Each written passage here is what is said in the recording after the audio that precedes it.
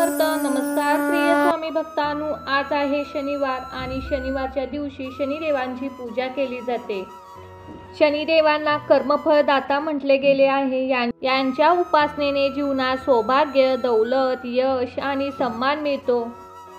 त्यासोबत कुंडलीमध्ये अशुभ स्थिती असेल किंवा साडेसाती किंवा अडचणीची सुरुवात असेल, कामात येणारे अडचणी दूर करायच्या असतील, दुर्भाग्य सौभाग्यात परिवर्तन करायचे असेल तर भक्तांनो, आज हा शनिदेवांचा मंत्र 108 वेळा नक्की ऐका. नीलांजनं समाभासं रविपुत्रं यमाग्रजं छायामातण्डसम्भुतं तं नमामि शनैश्चरम्.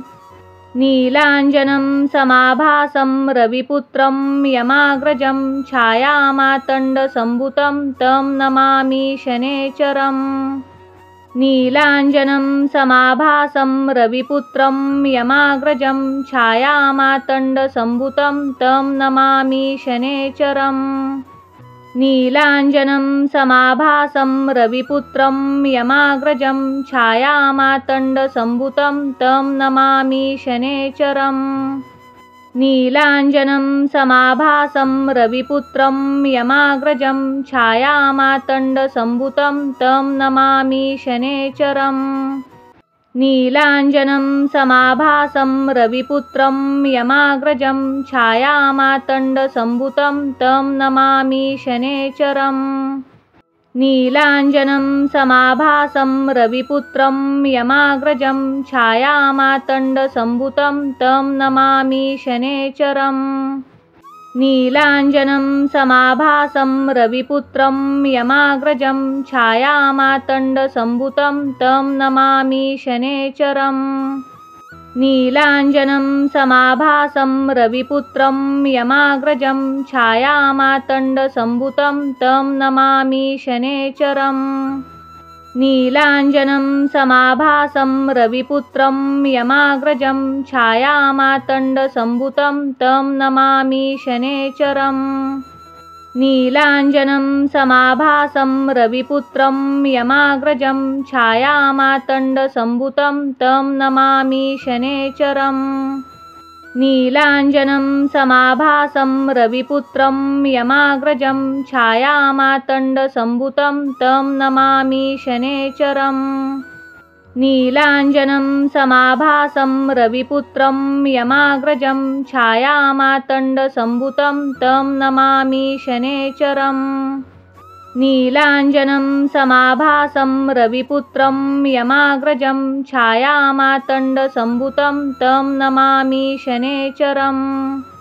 नीलांजनं समाभासं रविपुत्रं यमाग्रजं छायामातण्डसम्भुतं तं नमामि शनैश्चरम्. नीलांजनं समाभासं रविपुत्रं यमाग्रजं छायामातण्डसम्भुतं तं नमामि शनैश्चरम्.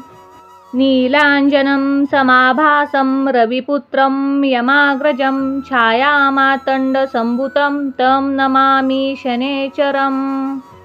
नीलांजनं समाभासं रविपुत्रं यमाग्रजं छायामातण्डसम्भुतं तं नमामि शनैश्चरम्.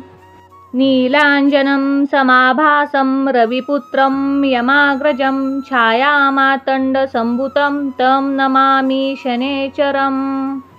नीलांजनं समाभासं रविपुत्रं यमाग्रजं छायामातण्डसम्भुतं तं नमामि शनैश्चरम्. नीलांजनं समाभासं रविपुत्रं यमाग्रजं छायामातण्डसम्भुतं तं नमामि शनैश्चरम्. नीलांजनं समाभासं रविपुत्रं यमाग्रजं छायामातण्डसम्भुतं तं नमामि शनैश्चरम्. नीलांजनं समाभासं रविपुत्रं यमाग्रजं छायामातण्डसम्भुतं तं नमामि शनैश्चरम्. नीलांजनं समाभासं रविपुत्रं यमाग्रजं छायामातण्डसम्भुतं तं नमामि शनैश्चरम्. नीलाञ्जनं समाभासं रविपुत्रं यमाग्रजं छायामातण्डसम्भुतं तं नमामि शनैश्चरम्। नीलाञ्जनं समाभासं रविपुत्रं यमाग्रजं छायामातण्डसम्भुतं तं नमामि शनैश्चरम्। नीलाञ्जनं समाभासं रविपुत्रं यमाग्रजं छायामातण्डसम्भुतं तं नमामि शनैश्चरम्। नीलाञ्जनं समाभासं रविपुत्रं यमाग्रजं छायामातण्डसम्भुतं तं नमामि शनैश्चरम्। नीलाञ्जनं समाभासं रविपुत्रं यमाग्रजं छायामातण्डसम्भुतं तं नमामि शनैश्चरम्। नीलाञ्जनं समाभासं रविपुत्रं यमाग्रजं छायामातण्डसम्भुतं तं नमामि शनैश्चरम्। नीलाञ्जनं समाभासं रविपुत्रं यमाग्रजं छायामातण्डसम्भुतं तं नमामि शनैश्चरम्। नीलाञ्जनं समाभासं रविपुत्रं यमाग्रजं छायामातण्डसम्भुतं तं नमामि शनैश्चरम्। नीलाञ्जनं समाभासं रविपुत्रं यमाग्रजं छायामातण्डसम्भुतं तं नमामि शनैश्चरम्। नीलाञ्जनं समाभासं रविपुत्रं यमाग्रजं छायामातण्डसम्भुतं तं नमामि शनैश्चरम्। नीलाञ्जनं समाभासं रविपुत्रं यमाग्रजं छायामातण्डसम्भुतं तं नमामि शनैश्चरम्। नीलाञ्जनं समाभासं रविपुत्रं यमाग्रजं छायामातण्डसम्भुतं तं नमामि शनैश्चरम्। नीलाञ्जनं समाभासं रविपुत्रं यमाग्रजं छायामातण्डसम्भुतं तं नमामि शनैश्चरम्। नीलाञ्जनं समाभासं रविपुत्रं यमाग्रजं छायामातण्डसम्भुतं तं नमामि शनैश्चरम्। नीलाञ्जनं समाभासं रविपुत्रं यमाग्रजं छायामातण्डसम्भुतं तं नमामि शनैश्चरम्। नीलाञ्जनं समाभासं रविपुत्रं यमाग्रजं छायामातण्डसम्भुतं तं नमामि शनैश्चरम्। नीलाञ्जनं समाभासं रविपुत्रं यमाग्रजं छायामातण्डसम्भुतं तं नमामि शनैश्चरम्। नीलाञ्जनं समाभासं रविपुत्रं यमाग्रजं छायामातण्डसम्भुतं तं नमामि शनैश्चरम्। नीलाञ्जनं समाभासं रविपुत्रं यमाग्रजं छायामातण्डसम्भुतं तं नमामि शनैश्चरम्।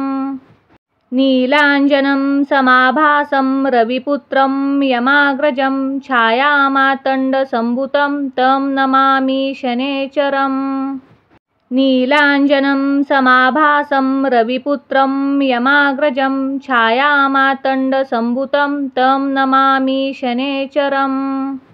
नीलाञ्जनं समाभासं रविपुत्रं यमाग्रजं छायामातण्डसम्भुतं तं नमामि शनैश्चरम्। नीलाञ्जनं समाभासं रविपुत्रं यमाग्रजं छायामातण्डसम्भुतं तं नमामि शनैश्चरम्। नीलाञ्जनं समाभासं रविपुत्रं यमाग्रजं छायामातण्डसम्भुतं तं नमामि शनैश्चरम्। नीलाञ्जनं समाभासं रविपुत्रं यमाग्रजं छायामातण्डसम्भुतं तं नमामि शनैश्चरम्। नीलाञ्जनं समाभासं रविपुत्रं यमाग्रजं छायामातण्डसम्भुतं तं नमामि शनैश्चरम्। नीलाञ्जनं समाभासं रविपुत्रं यमाग्रजं छायामातण्डसम्भुतं तं नमामि शनैश्चरम्। नीलाञ्जनं समाभासं रविपुत्रं यमाग्रजं छायामातण्डसम्भुतं तं नमामि शनैश्चरम्।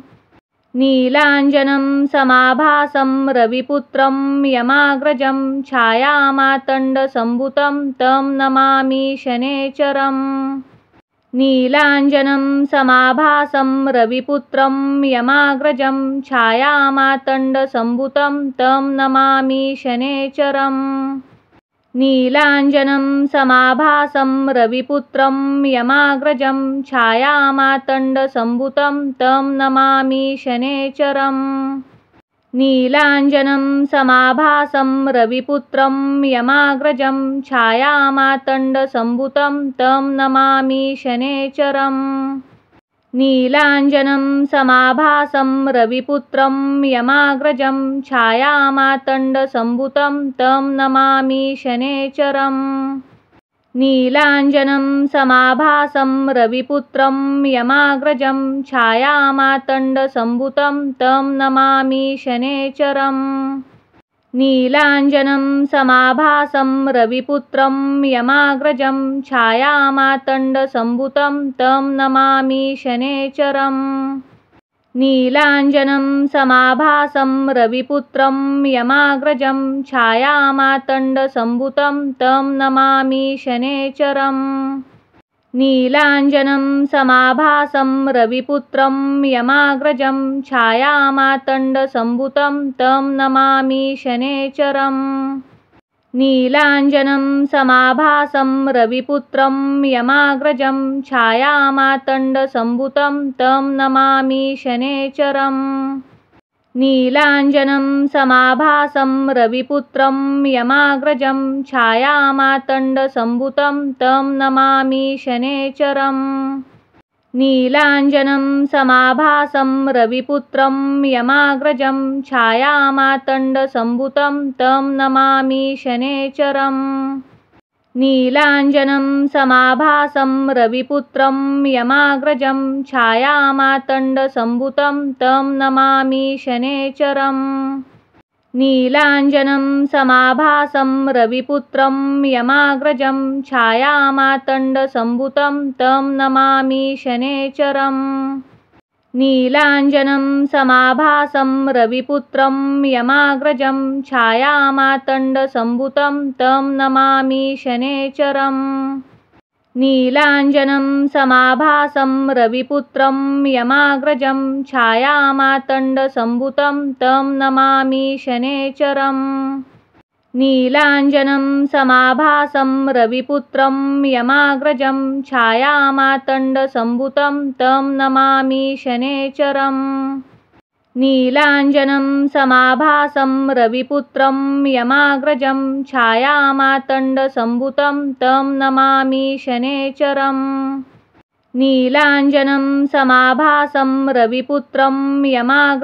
छायामातण्डसम्भुतं तं नमामि शनैश्चरम्। नीलाञ्जनं समाभासं रविपुत्रं यमाग्रजं छायामातण्डसम्भुतं तं नमामि शनैश्चरम्। नीलाञ्जनं समाभासं रविपुत्रं यमाग्रजं छायामातण्डसम्भुतं तं नमामि शनैश्चरम्। नीलाञ्जनं समाभासं रविपुत्रं यमाग्रजं छायामातण्डसम्भुतं तं नमामि शनैश्चरम्। नीलाञ्जनं समाभासं रविपुत्रं यमाग्रजं छायामातण्डसम्भुतं तं नमामि शनैश्चरम्। नीलाञ्जनं समाभासं रविपुत्रं यमाग्रजं छायामातण्डसम्भुतं तं नमामि शनैश्चरम्। नीलाञ्जनं समाभासं रविपुत्रं यमाग्रजं छायामातण्डसम्भुतं तं नमामि शनैश्चरम्। नीलाञ्जनं समाभासं रविपुत्रं यमाग्रजं छायामातण्डसम्भुतं तं नमामि शनैश्चरम्। नीलाञ्जनं समाभासं रविपुत्रं यमाग्रजं छायामातण्डसम्भुतं तं नमामि शनैश्चरम्। नीलाञ्जनं समाभासं रविपुत्रं यमाग्रजं छायामातण्डसम्भुतं तं नमामि शनैश्चरम्। नीलाञ्जनं समाभासं रविपुत्रं यमाग्रजं छायामातण्डसम्भुतं तं नमामि शनैश्चरम् नीलाञ्जनं समाभासं रविपुत्रं यमाग्रजं छायामातण्डसम्भुतं तं नमामि शनैश्चरम् नीलाञ्जनं समाभासं रविपुत्रं यमाग्रजं छायामातण्डसम्भुतं तं नमामि शनैश्चरम् नीलाञ्जनं समाभासं रविपुत्रं यमाग्रजं छायामातण्डसम्भुतं तं नमामि शनैश्चरम् नीलाञ्जनं समाभासं रविपुत्रं यमाग्रजं छायामातण्डसम्भुतं तं नमामि शनैश्चरम् नीलाञ्जनं समाभासं रविपुत्रं यमाग्रजं छायामातण्डसम्भुतं तं नमामि शनैश्चरम् नीलाञ्जनं समाभासं रविपुत्रं यमाग्रजं छायामातण्डसम्भुतं तं नमामि शनैश्चरम् नीलाञ्जनं समाभासं रविपुत्रं यमाग्रजं छायामातण्डसम्भुतं तं नमामि शनैश्चरम् नीलाञ्जनं समाभासं रविपुत्रं यमाग्रजं छायामातण्डसम्भुतं तं नमामि शनैश्चरम् नीलाञ्जनं समाभासं रविपुत्रं यमाग्रजं छायामातण्डसम्भुतं तं नमामि शनैश्चरम् नीलाञ्जनं समाभासं रविपुत्रं यमाग्रजं छायामातण्डसम्भुतं तं नमामि शनैश्चरम् नीलाञ्जनं समाभासं रविपुत्रं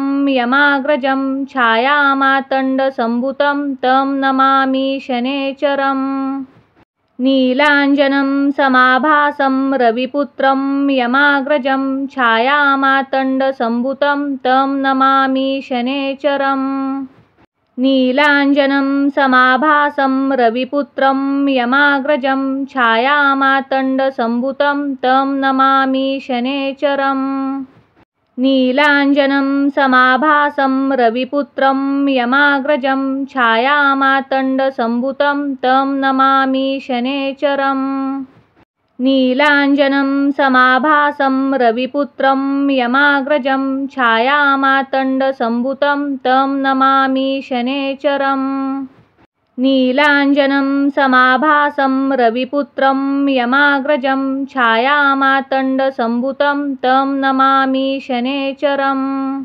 नीलाञ्जनं समाभासं रविपुत्रं यमाग्रजं छायामातण्डसम्भुतं तं नमामि शनैश्चरम् नीलाञ्जनं समाभासं रविपुत्रं यमाग्रजं छायामातण्डसम्भुतं तं नमामि शनैश्चरम् नीलाञ्जनं समाभासं रविपुत्रं यमाग्रजं छायामातण्डसम्भुतं तं नमामि शनैश्चरम् नीलाञ्जनं समाभासं रविपुत्रं यमाग्रजं छायामातण्डसम्भुतं तं नमामि शनैश्चरम् नीलाञ्जनं समाभासं रविपुत्रं यमाग्रजं छायामातण्डसम्भुतं तं नमामि शनैश्चरम् नीलाञ्जनं समाभासं रविपुत्रं यमाग्रजं छायामातण्डसम्भुतं तं नमामि शनैश्चरम् नीलाञ्जनं समाभासं रविपुत्रं यमाग्रजं छायामातण्डसम्भुतं तं नमामि शनैश्चरम् नीलाञ्जनं समाभासं रविपुत्रं यमाग्रजं छायामातण्डसम्भुतं तं नमामि शनैश्चरम् नीलाञ्जनं समाभासं रविपुत्रं यमाग्रजं छायामातण्डसम्भुतं तं नमामि शनैश्चरम् नीलाञ्जनं समाभासं रविपुत्रं यमाग्रजं छायामातण्डसम्भुतं तं नमामि शनैश्चरम् नीलाञ्जनं समाभासं रविपुत्रं यमाग्रजं छायामातण्डसम्भुतं तं नमामि शनैश्चरम् नीलाञ्जनं समाभासं रविपुत्रं यमाग्रजं छायामातण्डसम्भुतं तं नमामि शनैश्चरम् नीलाञ्जनं समाभासं रविपुत्रं यमाग्रजं छायामातण्डसम्भुतं तं नमामि शनैश्चरम् नीलाञ्जनं समाभासं रविपुत्रं यमाग्रजं छायामातण्डसम्भुतं तं नमामि शनैश्चरम् नीलाञ्जनं समाभासं रविपुत्रं यमाग्रजं छायामातण्डसम्भुतं तं नमामि शनैश्चरम् नीलाञ्जनं समाभासं रविपुत्रं यमाग्रजं छायामातण्डसम्भुतं तं नमामि शनैश्चरम् नीलाञ्जनं समाभासं रविपुत्रं यमाग्रजं छायामातण्डसम्भुतं तं नमामि शनैश्चरम् नीलाञ्जनं समाभासं रविपुत्रं यमाग्रजं छायामातण्डसम्भुतं तं नमामि शनैश्चरम् नीलाञ्जनं समाभासं रविपुत्रं यमाग्रजं छायामातण्डसम्भुतं तं नमामि शनैश्चरम् नीलाञ्जनं समाभासं रविपुत्रं यमाग्रजं छायामातण्डसम्भुतं तं नमामि शनैश्चरम् नीलाञ्जनं समाभासं रविपुत्रं यमाग्रजं छायामातण्डसम्भुतं तं नमामि शनैश्चरम् नीलाञ्जनं समाभासं रविपुत्रं यमाग्रजं छायामातण्डसम्भुतं तं नमामि शनैश्चरम् नीलाञ्जनं समाभासं रविपुत्रं यमाग्रजं छायामातण्डसम्भुतं तं नमामि शनैश्चरम् नीलाञ्जनं समाभासं रविपुत्रं यमाग्रजं छायामातण्डसम्भुतं तं नमामि शनैश्चरम् नीलाञ्जनं समाभासं रविपुत्रं यमाग्रजं छायामातण्डसम्भुतं तं नमामि शनैश्चरम् नीलाञ्जनं समाभासं रविपुत्रं यमाग्रजं छायामातण्डसम्भुतं तं नमामि शनैश्चरम् नीलाञ्जनं समाभासं रविपुत्रं यमाग्रजं छायामातण्डसम्भुतं तं नमामि शनैश्चरम् नीलाञ्जनं समाभासं रविपुत्रं यमाग्रजं छायामातण्डसम्भुतं तं नमामि शनैश्चरम् नीलाञ्जनं समाभासं रविपुत्रं यमाग्रजं छायामातण्डसम्भुतं तं नमामि शनैश्चरम् नीलाञ्जनं समाभासं रविपुत्रं यमाग्रजं छायामातण्डसम्भुतं तं नमामि शनैश्चरम् नीलाञ्जनं समाभासं रविपुत्रं यमाग्रजं छायामातण्डसम्भुतं तं नमामि शनैश्चरम् नीलाञ्जनं समाभासं रविपुत्रं यमाग्रजं छायामातण्डसम्भुतं तं नमामि शनैश्चरम् नीलाञ्जनं समाभासं रविपुत्रं यमाग्रजं छायामातण्डसम्भुतं तं नमामि शनैश्चरम् नीलाञ्जनं समाभासं रविपुत्रं यमाग्रजं छायामातण्डसम्भुतं तं नमामि शनैश्चरम् नीलाञ्जनं समाभासं रविपुत्रं यमाग्रजं छायामातण्डसम्भुतं तं नमामि शनैश्चरम् नीलाञ्जनं समाभासं रविपुत्रं यमाग्रजं छायामातण्डसम्भुतं तं नमामि शनैश्चरम् नीलाञ्जनं समाभासं रविपुत्रं यमाग्रजं छायामातण्डसम्भुतं तं नमामि शनैश्चरम् नीलाञ्जनं समाभासं रविपुत्रं यमाग्रजं छायामातण्डसम्भुतं तं नमामि शनैश्चरम् नीलाञ्जनं समाभासं रविपुत्रं यमाग्रजं छायामातण्डसम्भुतं तं नमामि शनैश्चरम् नीलाञ्जनं समाभासं रविपुत्रं यमाग्रजं छायामातण्डसम्भुतं तं नमामि शनैश्चरम् नीलाञ्जनं समाभासं रविपुत्रं यमाग्रजं छायामातण्डसम्भुतं तं नमामि शनैश्चरम् नीलाञ्जनं समाभासं रविपुत्रं यमाग्रजं छायामातण्डसम्भुतं तं नमामि शनैश्चरम् नीलाञ्जनं समाभासं रविपुत्रं यमाग्रजं छायामातण्डसम्भुतं तं नमामि शनैश्चरम् नीलाञ्जनं समाभासं रविपुत्रं यमाग्रजं छायामातण्डसम्भुतं तं नमामि शनैश्चरम् नीलाञ्जनं समाभासं रविपुत्रं यमाग्रजं छायामातण्डसम्भुतं तं नमामि शनैश्चरम् नीलाञ्जनं समाभासं रविपुत्रं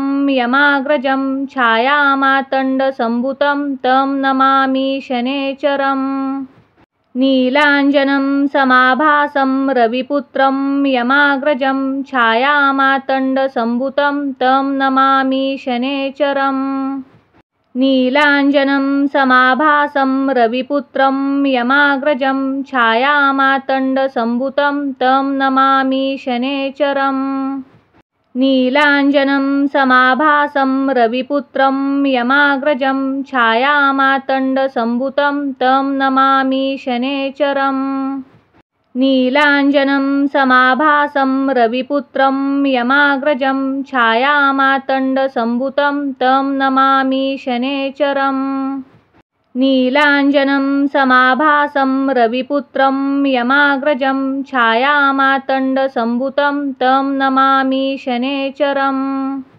नीलाञ्जनं समाभासं रविपुत्रं यमाग्रजं छायामातण्डसम्भुतं तं नमामि शनैश्चरम् नीलाञ्जनं समाभासं रविपुत्रं यमाग्रजं छायामातण्डसम्भुतं तं नमामि शनैश्चरम् नीलाञ्जनं समाभासं रविपुत्रं यमाग्रजं छायामातण्डसम्भुतं तं नमामि शनैश्चरम् नीलाञ्जनं समाभासं रविपुत्रं यमाग्रजं छायामातण्डसम्भुतं तं नमामि शनैश्चरम् नीलाञ्जनं समाभासं रविपुत्रं यमाग्रजं छायामातण्डसम्भुतं तं नमामि शनैश्चरम् नीलाञ्जनं समाभासं रविपुत्रं यमाग्रजं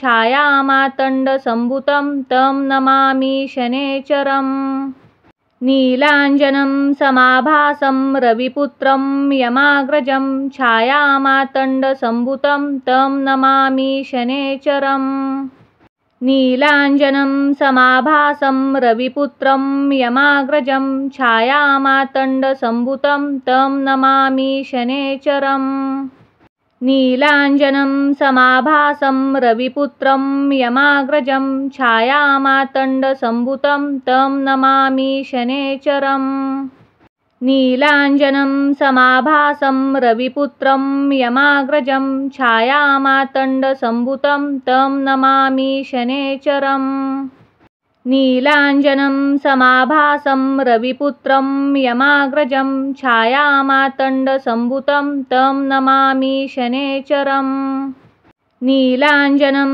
समाभासं रविपुत्रं यमाग्रजं छायामातण्डसम्भुतं तं नमामि शनैश्चरम् नीलाञ्जनं समाभासं रविपुत्रं यमाग्रजं छायामातण्डसम्भुतं तं नमामि शनैश्चरम् नीलाञ्जनं समाभासं रविपुत्रं यमाग्रजं छायामातण्डसम्भुतं तं नमामि शनैश्चरम् नीलाञ्जनं समाभासं रविपुत्रं यमाग्रजं छायामातण्डसम्भुतं तं नमामि शनैश्चरम् नीलाञ्जनं समाभासं रविपुत्रं यमाग्रजं छायामातण्डसम्भुतं तं नमामि शनैश्चरम् नीलाञ्जनं समाभासं रविपुत्रं यमाग्रजं छायामातण्डसम्भुतं तं नमामि शनैश्चरम् नीलाञ्जनं समाभासं रविपुत्रं यमाग्रजं छायामातण्डसम्भुतं तं नमामि शनैश्चरम् नीलाञ्जनं समाभासं रविपुत्रं यमाग्रजं छायामातण्डसम्भुतं तं नमामि शनैश्चरम् नीलाञ्जनं समाभासं रविपुत्रं यमाग्रजं छायामातण्डसम्भुतं तं नमामि शनैश्चरम् नीलाञ्जनं समाभासं रविपुत्रं यमाग्रजं छायामातण्डसम्भुतं तं नमामि शनैश्चरम् नीलाञ्जनं समाभासं रविपुत्रं यमाग्रजं छायामातण्डसम्भुतं तं नमामि शनैश्चरम् नीलाञ्जनं समाभासं रविपुत्रं यमाग्रजं छायामातण्डसम्भुतं तं नमामि शनैश्चरम् नीलाञ्जनं समाभासं रविपुत्रं यमाग्रजं छायामातण्डसम्भुतं तं नमामि शनैश्चरम् नीलाञ्जनं समाभासं रविपुत्रं यमाग्रजं छायामातण्डसम्भुतं तं नमामि शनैश्चरम् नीलाञ्जनं समाभासं रविपुत्रं यमाग्रजं छायामातण्डसम्भुतं तं नमामि शनैश्चरम् नीलाञ्जनं समाभासं रविपुत्रं यमाग्रजं छायामातण्डसम्भुतं तं नमामि शनैश्चरम् नीलाञ्जनं समाभासं रविपुत्रं यमाग्रजं छायामातण्डसम्भुतं तं नमामि शनैश्चरम् नीलाञ्जनं समाभासं रविपुत्रं यमाग्रजं छायामातण्डसम्भुतं तं नमामि शनैश्चरम् नीलाञ्जनं समाभासं रविपुत्रं यमाग्रजं छायामातण्डसम्भुतं तं नमामि शनैश्चरम् नीलाञ्जनं समाभासं रविपुत्रं यमाग्रजं छायामातण्डसम्भुतं तं नमामि शनैश्चरम् नीलाञ्जनं समाभासं रविपुत्रं यमाग्रजं छायामातण्डसम्भुतं तं नमामि शनैश्चरम् नीलाञ्जनं समाभासं रविपुत्रं यमाग्रजं छायामातण्डसम्भुतं तं नमामि शनैश्चरम् नीलाञ्जनं समाभासं रविपुत्रं यमाग्रजं छायामातण्डसम्भुतं तं नमामि शनैश्चरम् नीलाञ्जनं समाभासं रविपुत्रं यमाग्रजं छायामातण्डसम्भुतं तं नमामि शनैश्चरम् नीलाञ्जनं समाभासं रविपुत्रं यमाग्रजं छायामातण्डसम्भुतं तं नमामि शनैश्चरम् नीलाञ्जनं समाभासं रविपुत्रं यमाग्रजं छायामातण्डसम्भुतं तं नमामि शनैश्चरम् नीलाञ्जनं समाभासं रविपुत्रं यमाग्रजं छायामातण्डसम्भुतं तं नमामि शनैश्चरम् नीलाञ्जनं समाभासं रविपुत्रं यमाग्रजं छायामातण्डसम्भुतं तं नमामि शनैश्चरम् नीलाञ्जनं समाभासं रविपुत्रं यमाग्रजं छायामातण्डसम्भुतं तं नमामि शनैश्चरम् नीलाञ्जनं समाभासं रविपुत्रं यमाग्रजं छायामातण्डसम्भुतं तं नमामि शनैश्चरम् नीलाञ्जनं समाभासं रविपुत्रं यमाग्रजं छायामातण्डसम्भुतं तं नमामि शनैश्चरम् नीलाञ्जनं समाभासं रविपुत्रं यमाग्रजं छायामातण्डसम्भुतं तं नमामि शनैश्चरम् नीलाञ्जनं समाभासं रविपुत्रं यमाग्रजं छायामातण्डसम्भुतं तं नमामि शनैश्चरम् नीलाञ्जनं समाभासं रविपुत्रं यमाग्रजं छायामातण्डसम्भुतं तं नमामि शनैश्चरम्। नीलाञ्जनं समाभासं रविपुत्रं यमाग्रजं छायामातण्डसम्भुतं तं नमामि शनैश्चरम्। नीलाञ्जनं समाभासं रविपुत्रं यमाग्रजं छायामातण्डसम्भुतं तं नमामि शनैश्चरम्। नीलाञ्जनं समाभासं रविपुत्रं यमाग्रजं छायामातण्डसम्भुतं तं नमामि शनैश्चरम्। नीलाञ्जनं समाभासं रविपुत्रं यमाग्रजं छायामातण्डसम्भुतं तं नमामि शनैश्चरम्। नीलाञ्जनं समाभासं रविपुत्रं यमाग्रजं छायामातण्डसम्भुतं तं नमामि शनैश्चरम्। नीलाञ्जनं समाभासं रविपुत्रं यमाग्रजं छायामातण्डसम्भुतं तं नमामि शनैश्चरम्। नीलाञ्जनं समाभासं रविपुत्रं यमाग्रजं छायामातण्डसम्भुतं तं नमामि शनैश्चरम्। नीलाञ्जनं समाभासं रविपुत्रं यमाग्रजं छायामातण्डसम्भुतं तं नमामि शनैश्चरम्। नीलाञ्जनं समाभासं रविपुत्रं यमाग्रजं छायामातण्डसम्भुतं तं नमामि शनैश्चरम्। नीलाञ्जनं समाभासं रविपुत्रं यमाग्रजं छायामातण्डसम्भुतं तं नमामि शनैश्चरम्। नीलाञ्जनं समाभासं रविपुत्रं यमाग्रजं छायामातण्डसम्भुतं तं नमामि शनैश्चरम्। नीलाञ्जनं समाभासं रविपुत्रं यमाग्रजं छायामातण्डसम्भुतं तं नमामि शनैश्चरम्। नीलाञ्जनं समाभासं रविपुत्रं यमाग्रजं छायामातण्डसम्भुतं तं नमामि शनैश्चरम्। नीलाञ्जनं समाभासं रविपुत्रं यमाग्रजं छायामातण्डसम्भुतं तं नमामि शनैश्चरम्। नीलाञ्जनं समाभासं रविपुत्रं यमाग्रजं छायामातण्डसम्भुतं तं नमामि शनैश्चरम्। नीलाञ्जनं समाभासं रविपुत्रं यमाग्रजं छायामातण्डसम्भुतं तं नमामि शनैश्चरम्।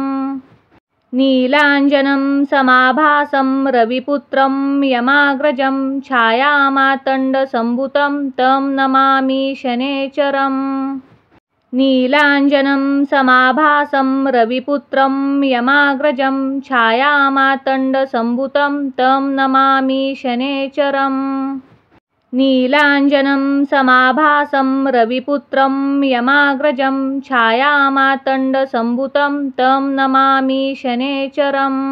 नीलाञ्जनं समाभासं रविपुत्रं यमाग्रजं छायामातण्डसम्भुतं तं नमामि शनैश्चरम्। नीलाञ्जनं समाभासं रविपुत्रं यमाग्रजं छायामातण्डसम्भुतं तं नमामि शनैश्चरम्। नीलाञ्जनं समाभासं रविपुत्रं यमाग्रजं छायामातण्डसम्भुतं तं नमामि शनैश्चरम्। नीलाञ्जनं समाभासं रविपुत्रं यमाग्रजं छायामातण्डसम्भुतं तं नमामि शनैश्चरम्। नीलाञ्जनं समाभासं रविपुत्रं यमाग्रजं छायामातण्डसम्भुतं तं नमामि शनैश्चरम्। नीलाञ्जनं समाभासं रविपुत्रं यमाग्रजं छायामातण्डसम्भुतं तं नमामि शनैश्चरम्। नीलाञ्जनं समाभासं रविपुत्रं यमाग्रजं छायामातण्डसम्भुतं तं नमामि शनैश्चरम्। नीलाञ्जनं समाभासं रविपुत्रं यमाग्रजं छायामातण्डसम्भुतं तं नमामि शनैश्चरम्। नीलाञ्जनं समाभासं रविपुत्रं यमाग्रजं छायामातण्डसम्भुतं तं नमामि शनैश्चरम्। नीलाञ्जनं समाभासं रविपुत्रं यमाग्रजं छायामातण्डसम्भुतं तं नमामि शनैश्चरम्। नीलाञ्जनं समाभासं रविपुत्रं यमाग्रजं छायामातण्डसम्भुतं तं नमामि शनैश्चरम्। नीलाञ्जनं समाभासं रविपुत्रं यमाग्रजं छायामातण्डसम्भुतं तं नमामि शनैश्चरम्। नीलाञ्जनं समाभासं रविपुत्रं यमाग्रजं छायामातण्डसम्भुतं तं नमामि शनैश्चरम्। नीलाञ्जनं समाभासं रविपुत्रं यमाग्रजं छायामातण्डसम्भुतं तं नमामि शनैश्चरम्। नीलाञ्जनं समाभासं रविपुत्रं यमाग्रजं छायामातण्डसम्भुतं तं नमामि शनैश्चरम्। नीलाञ्जनं समाभासं रविपुत्रं यमाग्रजं छायामातण्डसम्भुतं तं नमामि शनैश्चरम्। नीलाञ्जनं समाभासं रविपुत्रं यमाग्रजं छायामातण्डसम्भुतं तं नमामि शनैश्चरम्। नीलाञ्जनं समाभासं रविपुत्रं यमाग्रजं छायामातण्डसम्भुतं तं नमामि शनैश्चरम्।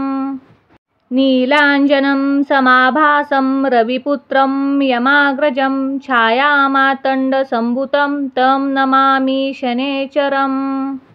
नीलाञ्जनं समाभासं रविपुत्रं यमाग्रजं छायामातण्डसम्भुतं तं नमामि शनैश्चरम्।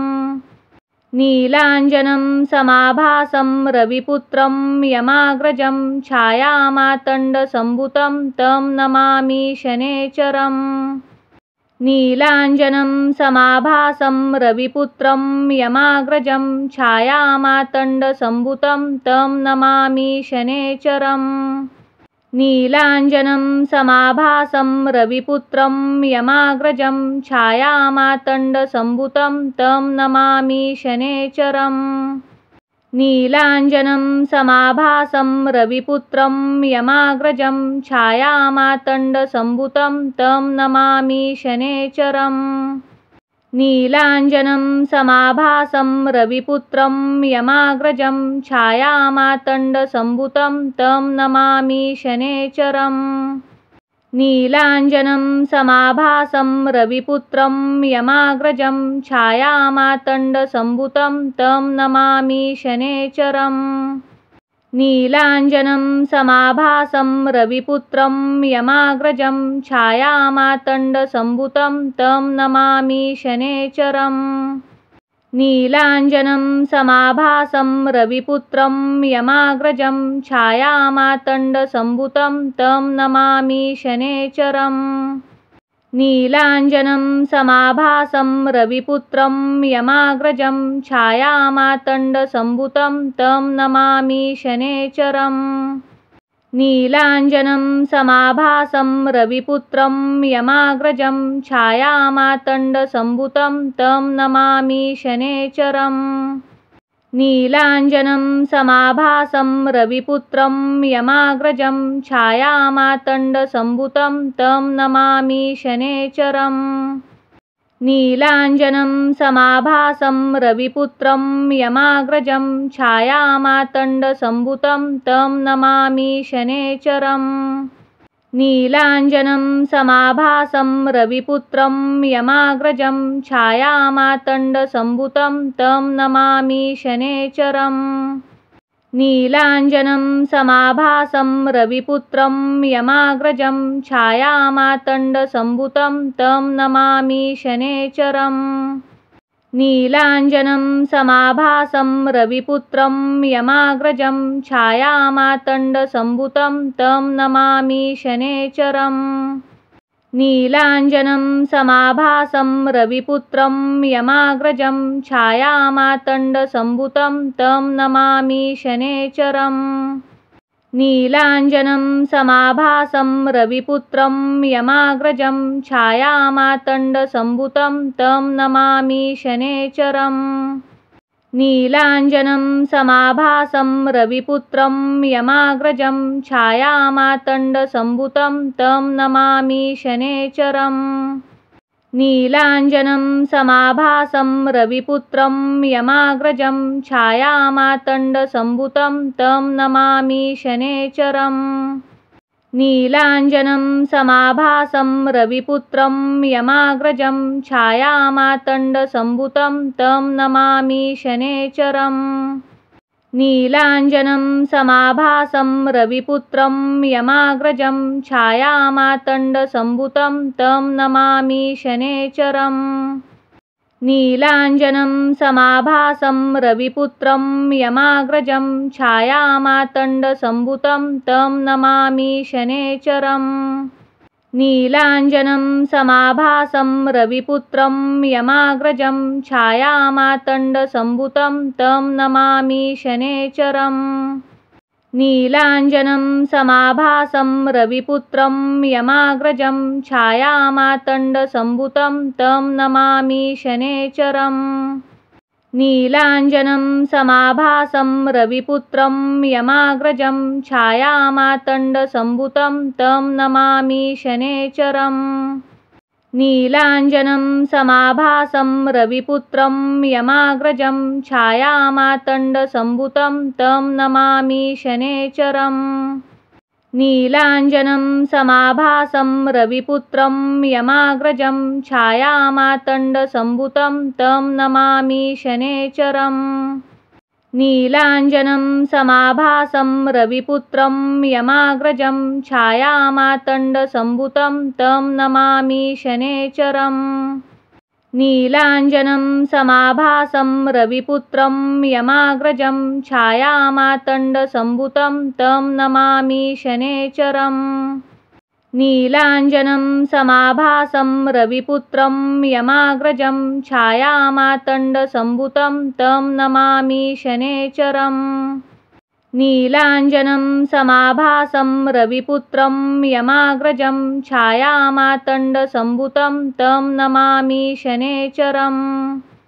नीलाञ्जनं समाभासं रविपुत्रं यमाग्रजं छायामातण्डसम्भुतं तं नमामि शनैश्चरम्। नीलाञ्जनं समाभासं रविपुत्रं यमाग्रजं छायामातण्डसम्भुतं तं नमामि शनैश्चरम्। नीलाञ्जनं समाभासं रविपुत्रं यमाग्रजं छायामातण्डसम्भुतं तं नमामि शनैश्चरम्। नीलाञ्जनं समाभासं रविपुत्रं यमाग्रजं छायामातण्डसम्भुतं तं नमामि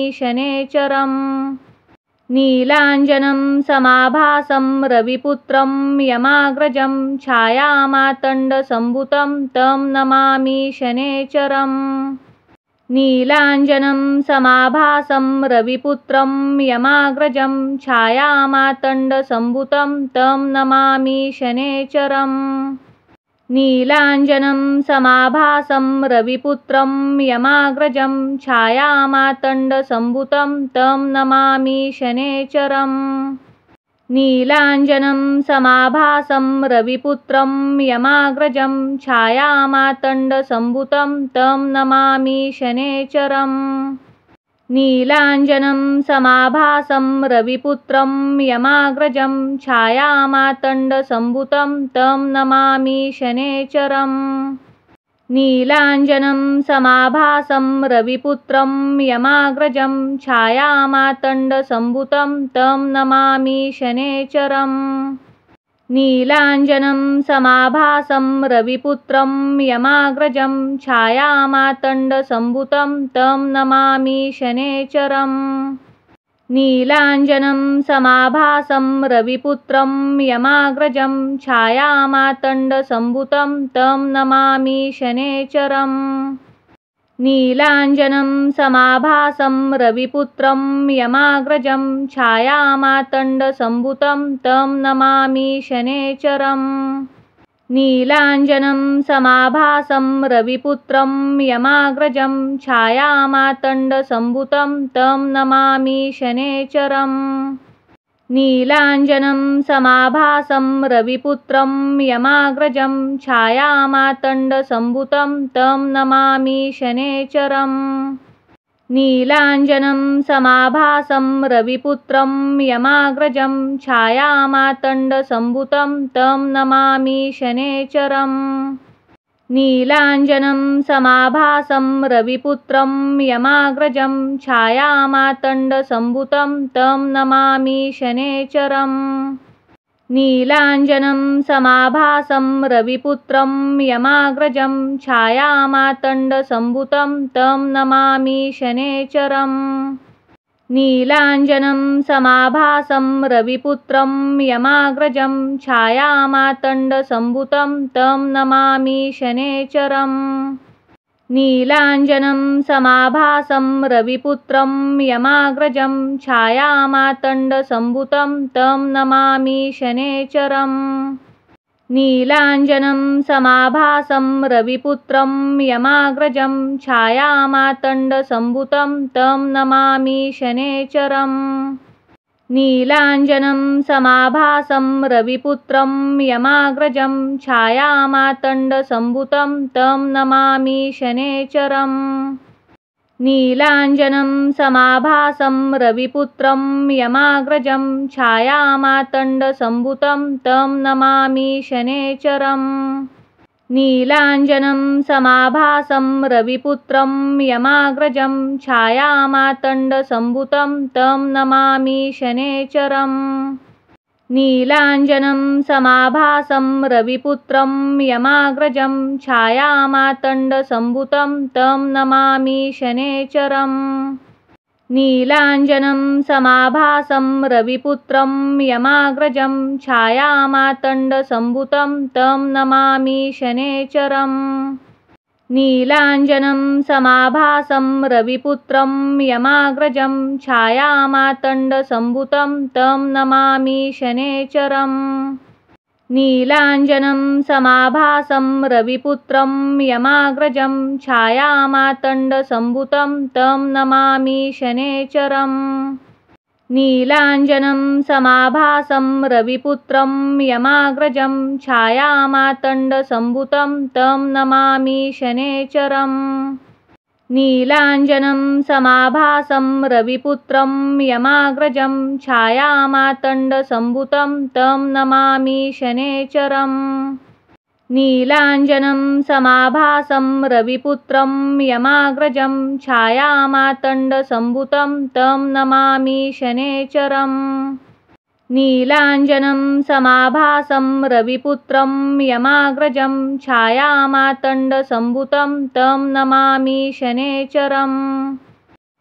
नीलाञ्जनं समाभासं रविपुत्रं यमाग्रजं छायामातण्डसम्भुतं तं नमामि शनैश्चरम्।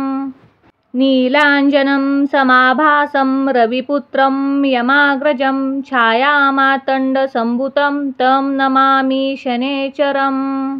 नीलाञ्जनं समाभासं रविपुत्रं यमाग्रजं छायामातण्डसम्भुतं तं नमामि शनैश्चरम्। नीलाञ्जनं समाभासं रविपुत्रं यमाग्रजं छायामातण्डसम्भुतं तं नमामि शनैश्चरम्। नीलाञ्जनं समाभासं रविपुत्रं यमाग्रजं छायामातण्डसम्भुतं तं नमामि शनैश्चरम्। नीलाञ्जनं समाभासं रविपुत्रं यमाग्रजं छायामातण्डसम्भुतं तं नमामि शनैश्चरम्। नीलाञ्जनं समाभासं रविपुत्रं यमाग्रजं छायामातण्डसम्भुतं तं नमामि शनैश्चरम्।